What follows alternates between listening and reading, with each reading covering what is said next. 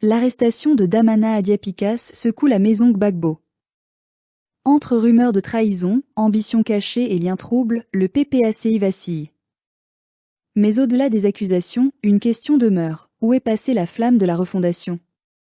Le peuple, lui, observe déçu, mais pas encore résigné. Nous vivons des temps de confusion, des temps où la fidélité à une cause semble s'effacer devant les intérêts personnels, où le mot camarade a perdu son sens. Ce qui se passe aujourd'hui au sein du PPACI, la maison politique héritière du combat de Laurent Gbagbo, nous blesse profondément. Car cette maison ne devait pas devenir un champ de suspicion, un lieu de calcul et de règlement de comptes, mais le sanctuaire de la dignité ivoirienne.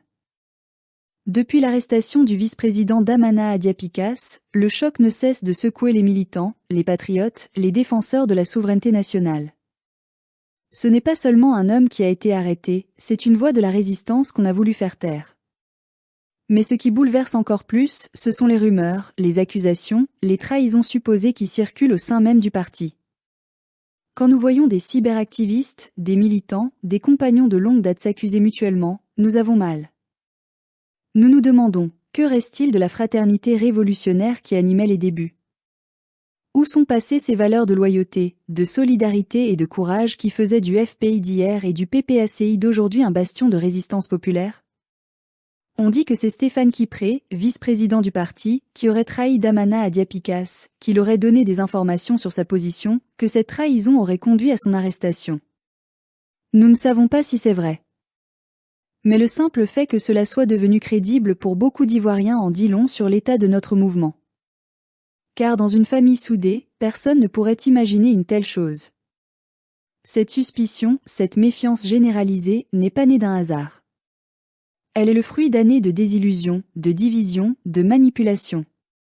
Depuis quelque temps, nous avons l'impression que le PPACI s'éloigne de sa mission originelle, celle de défendre le peuple contre les puissances étrangères, de dire non à la domination, de porter la voix des sans-voix.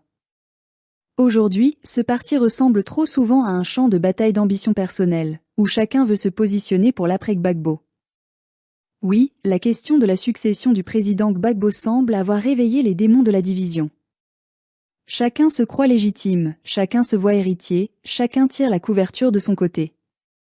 Et pendant ce temps, la cause, elle, se perd.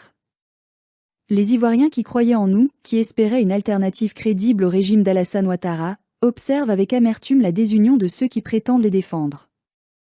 Quand nous voyons nos leaders se déchirer, nos cadres se soupçonner, nos militants se désespérer, nous nous posons une question douloureuse. Avons-nous perdu l'âme du combat?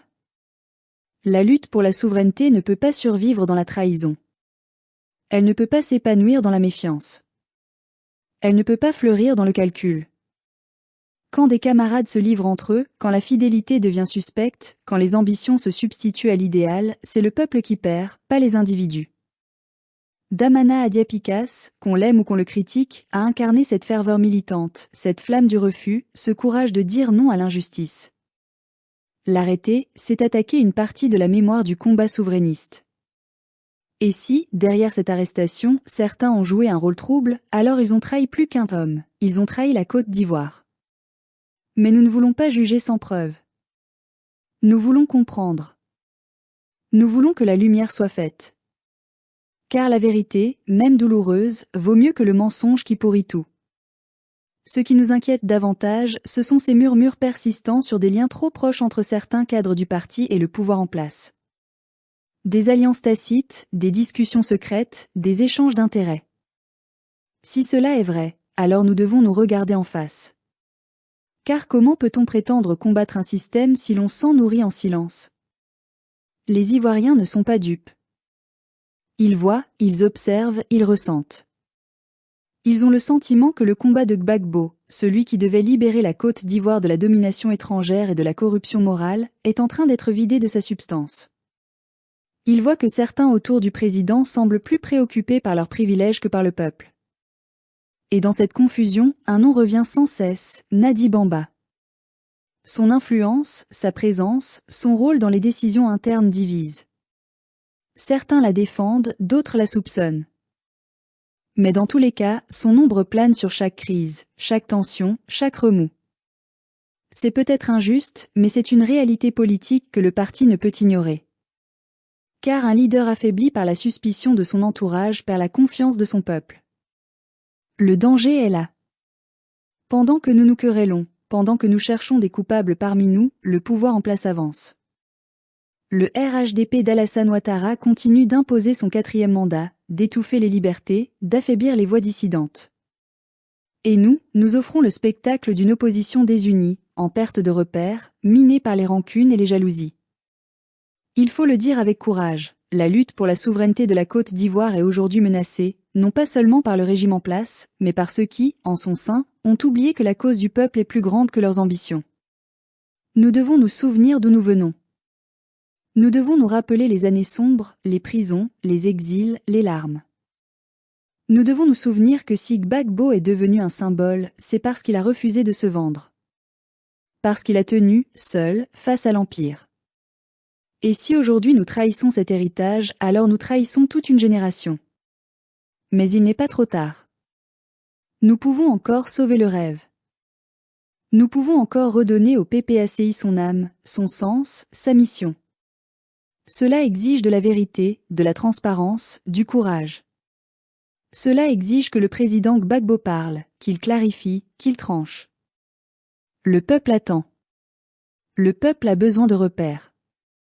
Ce combat ne doit pas mourir à cause de nos querelles. Il ne doit pas être enterré sous les calculs politiques. La souveraineté n'est pas un slogan, c'est un engagement.